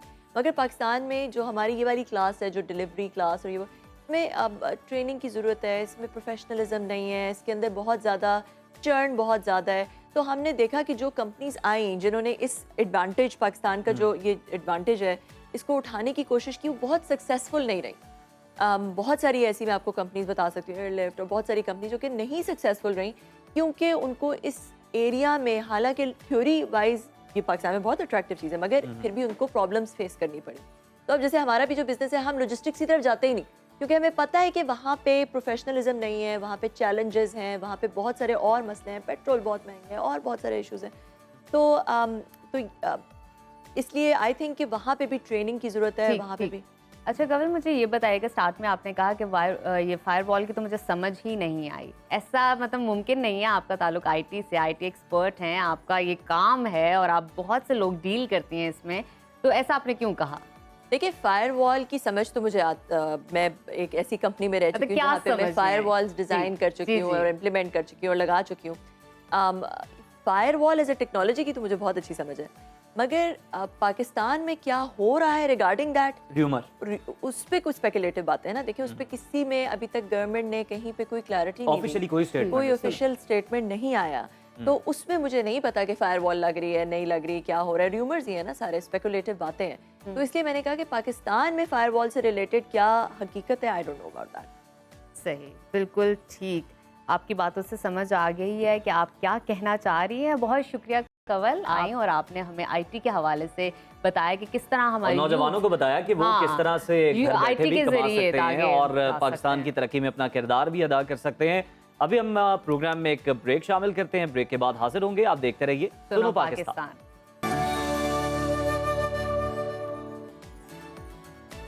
प्रोग्राम में आपको दोबारा से खुश आमदीद कहते हैं। प्रोग्राम के सिलसिले को आगे बढ़ाते हैं और आपको बताते हैं कि अगर आप फिट रहना चाहते हैं तो जॉगिंग कितनी ज़रूरी है और इसकी क्या क्या मतलब इम्पैक्ट होते हैं बॉडी पे, क्या मेरिट्स हैं, किस तरह आप फिट रह सकते हैं, ये सारी चीज़ें आज हम आपको बताएंगे। और ये सब जानने के लिए हम चलेंगे योगी नईम के पास, जो कि एक मशहूर योगा एक्सपर्ट हैं। वो हमें बताएंगे कि जॉगिंग करने का दुरुस्त और सही तरीका क्या है। जी, ओवर टू यू नईम।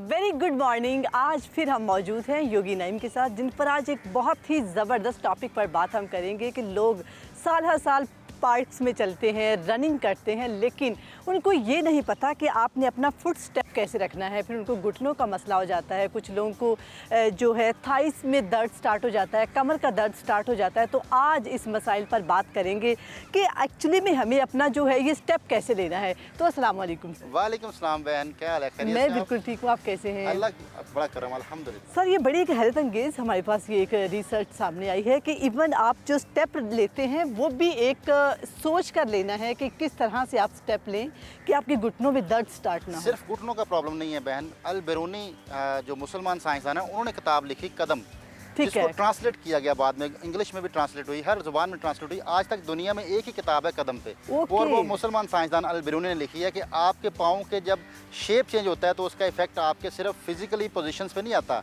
आपके ब्रेन पे भी आता है। ओ जबरदस्त। अल बेरूनी कहते हैं कि अगर पाँव आगे दबा के चलते हैं, पंजे की तरफ दबा के चलते हैं, तो आप कभी भी जो है वो मतलब सॉफ्ट नहीं हो सकते, आप दिमागी तौर पर गुस्सीले होंगे। तो ठीक है, जो लोग यूं पंजों पे दबा के चलते ठीक है, इससे जो है वो आपका दिमाग आपके कंट्रोल में नहीं रहता, आप गुस्से वाले ज़्यादा होंगे। आप एड़ी दबा के चलते हैं तो आप बुज़दिल होंगे, ओह माय गॉड, आप कमज़ोर होंगे, आप जल्दी डर जाएंगे, खौफज़दा हो जाएंगे। आप साइड से पाँव दबा के चलते हैं तो इससे आपका जो है वो ये जो आपकी हिप्स हैं, हिप जॉइंट्स आपके जो है वो ख़राब होंगे और हिप्स जो है उन पर फैट आना शुरू हो जाएगी। ठीक है, जो लव हैंडल्स बन जाते हैं, साइड फैट्स। और अगर आप पाँव को अंदर की तरफ दबा के चलते हैं तो इससे आपकी थाइज़ मोटी हो जाएंगी। Oh my God. तो इससे बड़ा प्रॉब्लम आता है कि जब आप तो और सही क्या है, मतलब किस तरह से हमें पाँव रखना है? और अक्सर हम जब चलते हैं तो पाँव खोल के चलते हैं, ऐसे यूं आपने देखा होगा वी शेप बना के अक्सर चलते हाँ हैं। लोग इसको और स्ट्रेट शायद नहीं चलते। वी शेप बनाने से होता ये है कि आपके घुटने ख़राब हो जाते हैं, आपके घुटने की अलाइनमेंट ख़राब होती है। अब हम पार्क में आते हैं कि फ़ायदा लेने के लिए, लेकिन हम उल्टा नुकसान अपना कर लेते हैं। बगैर सीखे वॉक करना, बगैर सीखे रनिंग करना, सीखे बगैर आप जब जॉगिंग करते हैं तो अक्सर आप जो है वो पंजों पे इस तरह दबा के चलते हैं। Yes. तो आपको उसके बारे में जो मैंने बताया कि गुस्सा ऐसा है। अच्छा यहाँ पर एक मतलब लोग हाइपर हो जाते थे। यहाँ पर एक सवाल है कि जो हमारे जो यंग लोग हैं वो थोड़ा सा सह जाते हैं कि रनिंग करने जाते हैं, वॉक करते हैं, कुछ देर सहते हैं, तो जो हमारी मदर्स हैं, हमारे फादर्स हैं, वो थोड़े एजिड हो जाते हैं, तो वो जब वॉक करते हैं तो उन्हें घुटनों का मसला ज़्यादा आता है, उनके हिप्स की जॉइंट्स में दर्द स्टार्ट हो जाता है, कमर में, तो कहीं उनके जो कदम रखने का जो स्टाइल है वो सही नहीं होता। वो सही नहीं होता। वो हाँ, पाँव तो को आज हमेशा आप चल हमें अच्छा बताएंगे। जब खड़े भी होना है तो कोशिश करें कि हिप जॉइंट के मुताबिक आपके पाँव खुले हों, हिप जॉइंट के मुताबिक पाँव खुले हों और पाँव सीधे होने चाहिए और पूरा वज़न आपका जो है वो अपने पूरे पाँव पे होना चाहिए। ओके, ये पूरा बैलेंस दोनों बैलेंस होना चाहिए, जीरो ग्रेविटी। ठीक है। अगर आप पीछे की तरफ खड़े होते हैं तो एड़ियों पे खड़े होते हैं, Yes. अगर आप टोज की तरफ खड़े होते हैं तो फिर ग्रेविटी खींचती है आपको। ठीक है। तो जीरो ग्रेविटी ये है कि आपकी जो हील्स हैं, आपकी पूरी बॉडी उस पर स्ट्रेट हो, आपकी बॉडी जो है वो ग्रेविटी के साथ रेजिस्ट ना करे। सर बहुत सारे लोग हैं जो बस यूं खड़े हो जाते हैं, और एक पे ज़्यादा वजन उसी लेते से हैं। फिर हिप जॉइंट ख़राब होते हैं। जब मैं कभी इस पे खड़ा हो जाऊं, जब कभी इस पे खड़ा हो जाऊं और फिर अक्सर इस तरह खड़े हो जाते हैं लोग। जी जी, अभी भी मैं ऐसी खड़ी हुई थी। ठीक है ना, तो इससे फिर आपके टांगों के मसाइल बढ़ते हैं। आपने जब भी वॉक करनी है, वॉक करने का तरीका ये होना चाहिए कि आप कदम सीधा रखें। ओके, ना ही शुरू में जो आपको- आपके शुरू में हील दबने conscious- चाहिए और ना ही आपके पाँव ज़्यादा दबने बिल्कुल, चाहिए। शुरू में आपको कॉन्शियस होकर चलना पड़ेगा, कॉन्शियस वॉक करनी पड़ेगी कि आपने पूरे पाँव पे वज़न देना है, पूरे पाँव के ऊपर आपका वज़न होना चाहिए। ज़बरदस्त। तो अगर सर अगर मुझे जगह बताइए- बैलेंस ना हो तो उससे भी प्रॉब्लम आती है, इसीलिए ट्रैक बनाए जाते हैं, या वो बिल्कुल एक लेवल होता है, लेवल होना ताकि- चाहिए। और जब आप किसी भी जगह पे आप दौड़ते हैं तो आपको पहले ये देखना है कि वो ट्रैक जो है वो सीधा है, वहाँ पे कोई खड्डे तो नहीं है। अगर खड्डे वाले ट्रैक पे दौड़ेंगे तो लाजमी मसल इंजरी होंगे, घुटने की स्पेस ख़राब होगी क्योंकि पाँव टेढ़ा हो रहा है, पाँव का सीधा होना भी ज़रूरी है और ज़मीन का सीधा होना भी ज़रूरी है। जिस पे आप ट्रैक पे दौड़ रहे हैं वो भी सीधा होना बहुत ज़रूरी है। तो अब हम देखें कि जब वॉक करें तो आपके पाँव सीधे होने चाहिए। शुरू में आप बिल्कुल कॉन्शियस वॉक के साथ आप इसको शुरू कर लें और उसके बाद फिर आप जब आदी हो जाएंगे तो फिर आप अपनी रनिंग स्टार्ट कर लें। सर मुझे लगता है कि जो लोग रनिंग करते हैं ना, जैसे मैं अभी यहाँ पर भागूंगी ना तो मैं सिंपल यहाँ पे भाग रही हूँ, जी जी, तो मेरा ये एड़ी साथ लग ही नहीं रही, तो ये लग ही कितना नहीं खतरनाक है हमारे लिए। अच्छा, इसके बाद करना क्या चाहिए? एक रनिंग का तरीका है, कभी भी मुसलसल रनिंग ना करें। ओके, आप 1 मिनट के लिए रनिंग करें और 1 मिनट वॉक करें। 1 मिनट के लिए रनिंग करें, 1 मिनट के वॉक करें, तो फिर वो आपका न्यूट्रल हो जाता है। जो आपका वो जो हाइपरटेंसी की तरफ आप जा रहे हैं, मुसलसल पंजों पे दौड़ रहे हैं, जो अलबेरूनी ने कहा कि जब पंजों पे आप वजन डाल के चलते हैं तो आप हाइपर होते हैं, आप में गुस्सा बहुत आने आप में लगता गुस्सा है। बहुत आना शुरू हो जाता है। तो इस गुस्से को कंट्रोल करने के लिए ज़रूरी है जितने एथलीट हैं वो 1 मिनट के लिए रनिंग करें और 1 मिनट वॉक करें, अपना बैलेंस करके पाँव का बैलेंस कर लें। पाँव का बैलेंस होना बड़ा ज़रूरी है। अगर ये पाँव का बैलेंस नहीं होगा तो फिर साइकोसोमैटिक प्रॉब्लम्स बढ़ जाएंगे, ज़हनी तौर पर आप जो है वो मेंटली डिसऑर्डर की तरफ चले जाएंगे। तो आपके फिजिकली प्रॉब्लम्स भी आते हैं, आपके मेंटली प्रॉब्लम्स भी आते हैं। आपने अगर इन प्रॉब्लम्स से बचना है तो आपने कॉन्शियस वॉक शुरू करनी है। इससे एक और फ़ायदा होगा, जब आप कॉन्शियस वॉक करते हैं ये आपका कदम आपके चाहने से उठे। ओके ओके, अच्छा आपने सोचा भी हुआ है कि अब आपने सीधा कदम लेना है मेंटली उससे फ़ायदा क्या होगा कि आपके दिमाग की हुक्मरानी होगी जिस्म के ऊपर। हम अनकॉन्शियसली वॉक करते हैं, दिमाग कहीं और होता है, जिस्म कहीं और होता है। एग्जैक्टली ऐसा है। अच्छा, जब आपने वॉक करनी है तो आपने अपने जहन में भी ये सोचना है कि मैं वॉक कर रहा हूँ। कॉन्शियस वॉक, योगा तो ये कहता है कि जितनी एक्टिविटी आप करते हैं मेंटली करें, जितनी एक्टिविटी करते हैं मेंटली इन्वॉल्व हो उसमें। अगर आप मेंटली इन्वॉल्व नहीं हैं तो आप जिंदा तो ज़रूर हैं सांसों की तक, सिर्फ सांसों की हद तक, आप दिमागी तौर पर जिंदा नहीं हैं। दिमागी तौर पर अगर ज़िंदा होना है तो हर काम में आप मेंटली इन्वॉल्व हों, कॉन्शियस हों, कॉन्शियस वॉक करें। इसके रिज़ल्ट आपको ज़्यादा मिलेंगे। देखिए, जिस्म के ऊपर जबर करना, जिस्म को मशक्क़त लेना जिस्म से, इससे कम फ़ायदा होता है जो आप टेक्निकली आप मेंटली इन्वॉल्व होकर अपने दिमाग की हुक्मरानी पूरी बॉडी पे ला के जो आप वर्कआउट करते हैं उसका फ़ायदा 15 मिनट में हो जाता है। ज़बरदस्त। अच्छा सर, फिर दूसरा ये है कि जब हम वॉक करते हैं तो हमारे हाथ यहीं पे रहते हैं कि हम ऐसे ऐसे भाग रहे हैं, और तो इसका कितना नुकसान है कि हमारे हाथ बस यहाँ पर हैं, या फिर कैसे वॉक करनी चाहिए? कोई हाथों का ये भी कोई मूवमेंट होनी चाहिए। आपके शोल्डर, हाथ चाहे यहीं पे हों लेकिन आपके वो मूवमेंट होनी चाहिए शोल्डर्स पे। ठीक है, शोल्डर्स के ज़बरदस्त। साथ। ओके, मतलब हाथों का कोई इतना रोल नहीं। इससे होता ये है इससे आपको जैसे तैरने में मदद मिलती है ना बाजुओं से, जब आप इनकी मूवमेंट करते हैं तो आपको आगे बढ़ने में आसानी होती है, आपकी स्पीड बढ़ती है इससे। अगर आप ये नहीं हिलाते तो स्पीड नहीं बढ़ती। ओह ज़बरदस्त, ऐसा वैसे है। अच्छा, बाकी हमारे पास बस यही एक इशू था कि अगर हम अपनी वॉक को बेहतर बना सकते हैं तो हमारे जो है घुटनों का दर्द ख़त्म हो जाएगा, जो साइड पर ये जो साइड हैंडल्स हैं, जॉइंट्स हैं, इनका दर्द ख़त्म हो जाएगा। जिनके जो एड़ी दबाते हैं ना, जो एड़ी दबाते हैं, जो साइड दबाते हैं, पाँव की साइड दबाते हैं, उनके हिप्स के ऊपर फैट आता है, लव हैंडल्स बढ़ते हैं उनके। और जो इनर आपका फुट दबा के चलते हैं, जैसे फ्लैट फुट होते हैं कुछ लोग, तो ये दबा के चलते हैं तो उनकी थाइज मोटी हो जाती हैं और फिर उनको जो है वो थाइज आपस में रगड़ खाती हैं, जिससे उनको बड़ा प्रॉब्लम होता है। कुछ लोग जूता बड़ा घसीट के चलते हैं, उनका ज़रा क्या? जूता जो घसीट के चलते हैं, जाहिर बात है वो काहिल हैं, वो मेंटली अपने साथ नहीं है। ओके, वो मेंटली अपने साथ नहीं है। अच्छा, ऐसे बहुत सारे लोग हैं, ऐसे उनकी ना इरिटेशन भी होती है, वो कहीं से गुजर रहे हैं, जूता यूं आवाज़ जा रहा है। तो बस ये अगर आप जैसे हम पोस्चर की बात करते हैं तो योगा कहता है स्टैंडिंग पोस्चर भी सही होना चाहिए। जब भी आप खड़े हों तो आपके पाँव सीधे हों और आप बिल्कुल दोनों टांगों पे मिलाने नहीं है, पाँव मिलाने नहीं है, पाँव के अंदर थोड़ा फासला हो, हिप जॉइंट्स के बिल्कुल स्ट्रेट, आपकी जो लेग्स बिल्कुल सीधी होनी चाहिए। जब इससे अंदर बाहर होती हैं तो फिर आपके हिप जॉइंट्स में प्रॉब्लम आता है। अच्छा, एक और चीज़ मैं बता दूं कि अक्सर लोग जो है ना वो इस तरह लेग्स खोलते हैं, एक पाँव को उठाते हैं, ये एक्सरसाइज अक्सर करते हैं। इससे क्या होता है कि आपके हिप जॉइंट ख़राब होते हैं। एक हिप जॉइंट के ऊपर पूरा वजन आता है जब आप दूसरे पाँव को उठाते हैं। इसका तरीका ये है कि आप यूँ खोलें, दोनों को बराबर खोलें और फिर वापस भी ऐसे आएँ। अच्छा, जिम में तो ये आम किए जाने वाला पोस्चर्स है जो अभी आपने बताया, ये तो मैं भी बहुत ज़्यादा करती रही हूँ। सारा वजन आपका इस पे आता है। एक देखे ना, एक ऐसा आता है, वजन आता है, लेकिन वो कहा जाता है ना कि ये करने से आपके ये मजबूत हो जाएंगे और ग्लूट्स, इसी से अलाइनमेंट ख़राब होती है। देखें ये कितना आसान है, यूँ खोलें, फिर इस तरह आप लेग्स ओपन करें। ओके, यस, ताकि इन दोनों पर हमारा जो कोई वेट आपका हिप जॉइंट पे नहीं आया। इसी तरह वापस आएँ, आपके हिप जॉइंट सेफ हैं, ठीक है। तो ये आपने करना है, तो इंशाल्लाह इससे जो है आपके वॉक करने का फ़ायदा भी होगा, रनिंग करने का फ़ायदा भी होगा, और जो दिमाग के ऊपर प्रेशर रहता है, जो गुस्सा आता है, उससे भी कंट्रोल होगा। और अगर आप एड़ी दबा के चलते हैं और बुज़दिल हैं तो उससे भी आपका छुटकारा होगा, बुज़दिली भी खत्म होगी। आप पूरा वजन बराबर वजन डाल के चलें। Thank you so much sir, अपना वक्त देने के लिए बहुत शुक्रिया। जैसा कि आपने देखा कि आपका जो एक स्टेप लेना कितना सही और गलत हो सकता है आपके लिए। जैसे आप अपना वक्त निकाल के बाहर पार्क्स में जाते हैं, ग्राउंड्स में जाते हैं एक्सरसाइज करने के लिए, तो आप थोड़ी प्रैक्टिस कीजिए, अपने दिमाग को साथ हाजिर रखें। अगर आपने कदम लिया है, थोड़ी प्रैक्टिस करें कि आपके जो पाँव हैं वो बैलेंस होने चाहिए।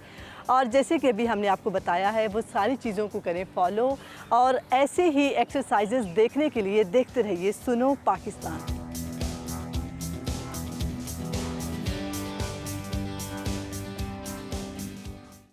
तो नाजरीन, आपने ये पैकेज देखा कि किस तरह जॉगिंग की जाए, किस तरह वॉक की जाए, क्या पैटर्न होना चाहिए, मद्देनजर रखना जाए। बिल्कुल। और अभी वक्त है छोटी सी ब्रेक का, आपने कहीं नहीं जाना, देखते रहिए सुनो पाकिस्तान।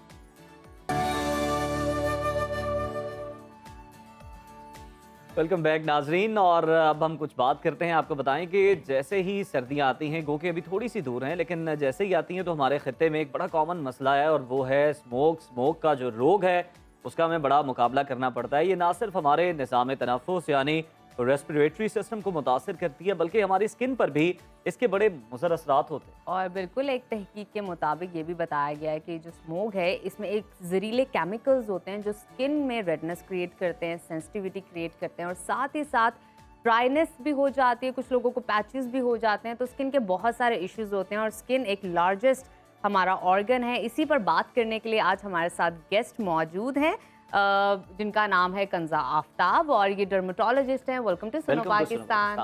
कैसे हैं कंजा? मैं बिल्कुल ठीक, आप कैसे हो? बिल्कुल ठीक ठाक। स्मोक के बारे में हम डिस्कस करेंगे, आने वाली है, पहले ही लोगों को बता दीजिए इससे कौन कौन से इश्यूज होंगे लाहौर वालों को तो खास तौर पे। बिल्कुल जी बिल्कुल। स्मॉग हमें पता है कि जब स्मोक और फॉग मिलती है तो स्मॉग बनता है, और लाहौर में इसलिए ज़्यादा है क्योंकि यहाँ पे कंबस्टन बहुत ज़्यादा है, गाड़ियों का धुआं और फैक्ट्रीज़ का धुआं, वो सब जब मिलता है हमारी फॉग के साथ तो स्मॉग बन जाता है।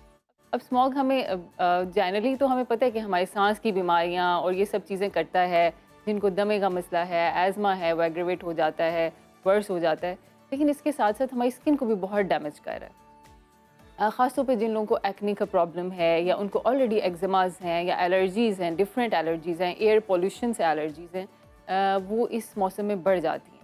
तो उसमें सबसे पहले तो हमें पता है कि prevention is always better than cure. तो परहेज़ इलाज से बेहतर है। सबसे पहले परहेज़ की जाए। परहेज़ का ये मतलब है कि जब भी घर से निकलें तो कोशिश करें कि कम से कम निकलें। स्मोक के सीज़न में कम से कम निकलें, और इसके अलावा जब भी निकलें तो फुल क्लोथ्स पहने, आपने full sleeves, full trousers, joggers पहने हुए हों, मतलब आपके ज़्यादातर बॉडी पार्ट्स जो हैं वो कवर्ड हों। और कोशिश करें कि मास्क का इस्तेमाल लाजमी करें स्मोक के मौसम में। उसके अलावा ये कि आपकी जो भी स्किन आपकी एक्सपोज्ड है, हाथ पैरों की या स्किन की, वो फेस की, वो कवर्ड होनी चाहिए, like with the layer of moisturiser और एक सनस्क्रीन अच्छा सा। कुछ भी आप लगा लें तो आपका डायरेक्ट एक्सपोजर नहीं होता एलर्जेंस के साथ, और आपको एलर्जीज़ नहीं होती, रैशेस नहीं होते, रेडनेस नहीं होती।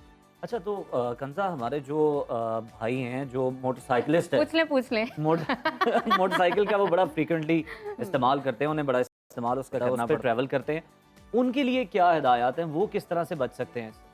जी, अच्छा, सबसे पहले तो हेलमेट एक बहुत अच्छी ईजाद है। हेलमेट का इस्तेमाल उसका वो मैसेज वैसे भी देते रहे, वो बिल्कुल वो मस्ट है। अगर आप एक हेलमेट ही पहन लें, और हमारे अक्सर भाई जो हैं वो ग्लव्स भी ज़रूर इस्तेमाल करते हैं, तो देखिए आपका बाकी बॉडी पार्ट्स तो आपके वैसे ही कवर्ड हैं, तो आपके हाथ और चेहरा जो है वो भी बच जाते हैं स्मोक के बुरे असरात से। उसके अलावा आप इनहेल भी नहीं कर पाते स्मोक को, तो हेलमेट का इस्तेमाल मस्ट है। मोटरसाइकिलिस्ट के लिए हेलमेट बस इनफ है, उनको कुछ एक्स्ट्रा मॉइस्चराइज़र या सनस्क्रीन्स भी इतना नहीं चाहिए, क्योंकि उनके सर के और चेहरे की कवरेज हो जाती है। मुझे ये बताइएगा, हमने ख़वातीन तो आसानी से लगा लेती मॉइस्चराइज़र और सनस्क्रीन, मर्द हजरात भी लगा, बच्चों को और बुज़ुर्गों को किस तरह ट्रीट किया जाए इस तरह के मौसम में जहाँ पे बाहर बहुत स्मोक है लेकिन जाना ज़रूरी है, तो क्या एहतियाती तदाबीर होनी चाहिए? जी, जैसे मैंने अभी बताया कि मॉइस्चराइज़र आपके घर में होता है, हमारे हर घर में कुछ ना कुछ मॉइस्चराइज़र लोशन की फॉर्म में, क्रीम की फॉर्म में, लाजमी वॉशरूम्स में या ड्रेसिंग टेबल्स के ऊपर होता है। तो मस्ट है कि आप बाहर निकलने से पहले एक लेयर अपने ऊपर मॉइस्चराइज़र की, जो एक्सपोज पार्ट्स हैं, सारी बॉडी के ऊपर ना लगाएं, चेहरे के ऊपर लगा लें, हाथों के ऊपर लगा लें, और एक मास्क ज़रूर पहन लें। अच्छा, खासतौर पे बच्चे और बूढ़े लोग जिनको खासतौर पे COPD या दमे का मसला होता है, वो ज़रूर मास्क लगा के निकलें। और ख़ास तौर पे ऐसे वक्तों में, ऐसे औकात में जब ये सीज़न बिल्कुल पीक पे होता है स्मोक का, उस वक्त कोशिश करें कि बिला वजह मत निकलें। आउटडोर एक्टिविटीज़ को थोड़ा सा कम कर दें, आउटडोर स्विमिंग या आउटडोर वॉक के लिए कम से कम घर में ही कुछ वर्कआउट कर लें या घर में ही वॉक वगैरह कर लें। कंज़ा, ये भी बता दें कि जो स्मोक के असरात हैं आपकी स्किन पर, ये टेम्परेरी होते हैं, मुस्तकिल होते हैं, और क्या ये चले जाते हैं, इन्हें ठीक किया जा सकता है? देखिए, अगर कोई चीज़ बहुत थोड़े अरसे के लिए होती है तो वो टेम्परेरी होती है, लेकिन अब स्मोक चूँकि एक बहुत लंबा सीज़न होता है और काफ़ी अरसे जब तक सर्दी है तब तक स्मोक तो रहती है, तब तक रहती है, और तो इतना लंबा ड्यूरेशन 2 से 3 महीने जब मुसलसल स्मोक रहेगी, आपका मुसलसल इंट्रैक्शन होता रहेगा एलर्जेंस के साथ, आपको एक्नी भी होगी, एक्जिमा भी होगा, और जितनी देर तक आपकी स्किन में इन्फ्लेमेशन रहती है उतनी डैमेज होती जाती है आपकी स्किन। तो जितनी डैमेजिंग होगी उतनी जल्दी रिंकलिंग आएगी, एजिंग आएगी, और आपकी स्किन परमानेंटली डैमेज होने के खतरा होता है अगर आप एहतियाती तदाबीर नहीं करते। आपकी मौजूदगी का फ़ायदा उठाएंगे और जानेंगे कि स्किन के और कौन से मसाइल आपको विंटर्स में, क्योंकि उसके बाद विंटर्स आ जाता है, आपको फेस करने पड़ते हैं। ड्राइनेस तो होती है, ये पैची भी इश्यूज़ है, इसके अलावा और कौन से मसले हैं जो हमें वैसे तो नज़र नहीं आ रहे, लेकिन जब वो अपने अरूज पे पहुंच जाते हैं तो हमें नुमाया होने यहाँ आप लग जैसे जाते हैं। माहिर के पास जब पहुँचते हैं तो फिर उन्हें पता चलता है कि मसाइल हैं क्या और काम कितना ख़राब हो चुका है। इसमें सबसे इम्पॉर्टेंट और सबसे कॉमन जो है वो एक्जिमा ही है। एक्जिमा यानी स्किन की एलर्जी या रेडनेस या खारिश। स्टार्ट कैसे होती है? बस एक खिंचाव सा और खुश्की महसूस होती है। लोग कहते हैं कि खुश्क हो जाती है जिल्द, जैसे ही मौसम आता है खुश्की होना शुरू हो जाती है। तो उसमें 2 चीज़ें में बहुत इंपॉर्टेंट, जो हमें मॉइस्चराइज़र का तो बिल्कुल बताया जाता है कि मॉइस्चराइज़ रखें, स्किन को मॉइस्चराइज़ रखें। 2 चीज़ें जो मैं एज ए डर्मेटोलॉजिस्ट ऐड करना चाहती हूँ ये है कि एक तो एक्सफोलिएट करें अपनी स्किन को, लाजमी एक्सफोलिएशन करें, किसी स्क्रब से करें, किसी भी चीज़ से करें, कॉफ़ी और चीनी का मास्क बना के बेशक करें। ऑर्गेनिक प्रोडक्ट्स भी यूज़ कर सकते हैं, स्क्रब्स बहुत अच्छे कमर्शियल अवेलेबल हैं। तो एक दफ़ा हफ्ते में स्क्रबिंग करना, एक्सफोलिएशन करना, ऊपर वाली स्किन की लेयर को हल्का सा पील ऑफ करना बहुत ज़रूरी है। उससे क्या होता है कि आपकी डेड स्किन रिमूव हो जाती है, तो नीचे से सप्पल न्यू स्किन निकल आती है, वो ड्राई नहीं होती। दूसरा ये कि जब भी मॉइस्चराइज़र अप्लाई करें, कोशिश करें कि वेट फेस के ऊपर, वेट बॉडी के ऊपर मॉइस्चराइज़र अप्लाई करें, तो वो सारा दिन निकालेगा, आपको रीएप्लिकेशन की ज़रूरत ही नहीं पड़ेगी। कुछ तो लोग वो बाकायदा टिश्यू से हम देखते हैं कि अच्छी तरह ये यकीनी बनाते हैं कि फेस उनका ड्राई हो गया है, उसके बाद वो अप्लाई करते हैं। ये गलत तरीका है। ये गलत तरीका है बिल्कुल। एब्जॉर्प्शन, कोई भी प्रोडक्ट आपने लगानी है, इवन हम जब मेडिकेशंस भी दे रहे होते हैं तो हम हमेशा कहते हैं वेट स्किन के ऊपर लगाएं, उससे एब्जॉर्प्शन बढ़ जाती है। और ख़ास तौर पर जो आपकी नाइट टाइम रूटीन्स हैं उनमें आपने वेट फेस के ऊपर अप्लाई करके, तो बाज़ हम कहते हैं ऊपर से मॉइस्चराइज़र से लॉक कर लें उसको, या क्लिंग फिल्म से लॉक कर लें। ख़ास तौर पे हाथों पैरों पे जो भी डिजीज़ होती हैं, ड्राइनेस होती है, उसको हम कहते हैं कि आप पॉलीथीन के ग्लव्स पहन लें मॉइस्चराइज़र लगा के, या फिर आप उसके ऊपर क्लिंग फिल्म लगा लें, तो एब्जॉर्प्शन बढ़ जाती है। तो ये दो चीज़ें आपके स्किन को मॉइस्चराइज़ रखती हैं और स्किन के ऑयल्स और मॉइस्चराइज़र को ख़त्म होने से बचाती हैं। एक वेट स्किन के ऊपर प्रोडक्ट्स का इस्तेमाल, और दूसरा ऊपर से कुछ भी लगा के उसको कवर कर लिया जाए। अच्छा, मैंने एक मसला बहुत ज़्यादा देखा है, जिन लोगों को ड्राइनेस होती है मॉइस्चराइज़र अप्लाई करने के बाद भी उनकी स्किन पील ऑफ होने लग जाती है, अंदर से भी और बाहर से भी, और पाँव पे भी उनका ये इशू होता है। और कभी कभी उनको अगर इचिंग की आदत है ना, तो वो करते करते काफ़ी ब्लीडिंग तक बात चली जाती है। तो ये क्या इशू है सबसे पहले, और इसको किस तरह ट्रीट किया जा सकता है? जी बिल्कुल, जब ब्लीडिंग तक बात हो जा रही है और जब ऊज हो रहा है किसी भी लीजन में से या स्किन में से, तो इसका मतलब है कि अब एक्जिमा की तरफ चली गई है। Eczema is excessive dryness. मैंने आपको बताया कि एक्जिमा की फर्स्ट फॉर्म ड्राइनेस होती है, और उसके बाद बढ़ते बढ़ते वो फिर पूरी एलर्जी, स्किन एलर्जी या एक्जिमा बन जाता है। तो उसमें उस वक्त ब्लीडिंग भी होगी, उसमें ऊजिंग भी होगी, उसमें फ्लूइड भी निकलेगा और खारिश भी बेइंतहा होगी। उस वक्त आपने ज़रूर अपने डर्मेटोलॉजिस्ट से रब्ता करना है। वो आपको कुछ लगाने वाली मेडिकेशंस देंगे, क्योंकि वो थोड़े अरसे में लगाएंगे आप और बिल्कुल ठीक हो जाएंगे। उसके बाद आपको परमानेंटली मॉइस्चराइज़र पे रहना है। जैसे मैंने आपको बताया कि जो भी एलर्जी प्रोन स्किन है उसको आपने कवर रखना है। कवर किस तरह से रखना है? एक हल्की सी लेयर पेट्रोलियम जेली की या मॉइस्चराइज़र की लगा के रखें, ताकि एलर्जेंस के साथ आपकी स्किन का इंटरेक्शन ही ना हो और एलर्जी। क्या इसका आपने ये जो बताया कि ये जो प्रोडक्ट्स हैं ये अप्लाई करनी चाहिए, बिल्कुल, और अगर इस तरह का आपको मसला तो आपको डर्मेटोलॉजिस्ट से तो कंसल्ट करना ही चाहिए। कुछ ऐसी डाइट का भी अमल दखल होता है कि जिससे आप ये स्किन की ड्राइनेस को एटलीस्ट थोड़ा कम कर सकते हैं, कुछ स्पेसिफिक डाइट लेनी चाहिए ऐसे मौके? मैं यही पूछना चाह रही थी, क्या हो सकता है कि इनर कोई प्रॉब्लम आ रही हो विटामिन्स की या ड्राइनेस की, आपको इससे रिलेटेड? अच्छा, ये एक बहुत बड़ा मिथ है जो मैं बस्ट करना चाहती हूँ। जी, बहुत सारे पेशेंट्स भी आके यही कहते हैं कि आप मुझे कोई परहेज उनके बता दिल की बात की। हाँ बिल्कुल, वो कहते हैं कि हमारे खून में एलर्जी आ गई है, और खुद बताते हैं आपको बगैर रिपोर्ट करवाए। उनकी डायग्नोसिस होता है कि जो ये हमारी स्किन के सारे रैशेज और एलर्जीज के प्रॉब्लम्स हैं, ये हमारे खून के एलर्जी की वजह से हैं। हमारे खून में कुछ एलर्जी है, हम कुछ ऐसा खाते हैं, हमें कुछ ऐसा परहेज बता दें कि ये ख़त्म हो जाए। अच्छा। तो यहाँ भी ये मिथ मैं बस्ट करना चाहती हूँ कि स्किन की एलर्जी खाने पीने से नहीं है। हाँ, कुछ खास किस्म की एलर्जीज़ हैं, जैसे वील्स या तरप्पड़ों का बनना, जिसको आम ज़बान में हम तरप्पड़ कहते हैं। वो कुछ थोड़ी दिनों के देर के लिए बनते हैं, 10 मिनट्स कोई पिंपल बन जाना, दैट इज़ डिफरेंट। वो ऑयली स्किन से, ऑयली चीज़ें खाने से हो सकता है। लेकिन अगर आपको सिर्फ खारिश या एक्जिमा है तो बिल्कुल भी खाने पीने से नहीं होगा, और कुछ छोड़ने से भी ये ख़त्म नहीं होगा बिल्कुल। इसके लिए आपने स्किन का ही ट्रीटमेंट करना है, और इसमें सबसे बेस्ट मॉइस्चराइज़र है। अब जब तक डर्मेटोलॉजिस्ट के पास नहीं जाते, आप सिंपल मॉइस्चराइज़र वेट स्किन के ऊपर अप्लाई करें, तो आप देखेंगे आपकी एलर्जी खुद ही सेटल होना शुरू हो जाएगी आहिस्ता आहिस्ता। बिल्कुल ठीक है नजफ, मेरा ख्याल है अच्छी डिस्कशन हो गई है, और जो लोग हैं उन्हें हमने मैसेज भी दे दिया कि स्मोक का जो मौसम आने वाला है इसमें आपने किस तरह से बचना है, किस तरह से आपने महफूज रहना है। जो कंजा ने यहाँ पर आपको बातें बताई हैं, इन पर आपने अमल लाजमी करना है, तो फिर ही जो है वो आपकी स्किन जो है वो बच सकती है, अच्छी रहेगी, सेहतमंद रहेगी, ग्लो भी करेगी। तो आज के प्रोग्राम से हमें आप इजाजत दीजिए, इंशाल्लाह कल आपकी खिदमत में दोबारा हाजिर होंगे। अपना और अपने घर वालों का बहुत सारा ख्याल रखिए और देखते रहिए सुनो पाकिस्तान।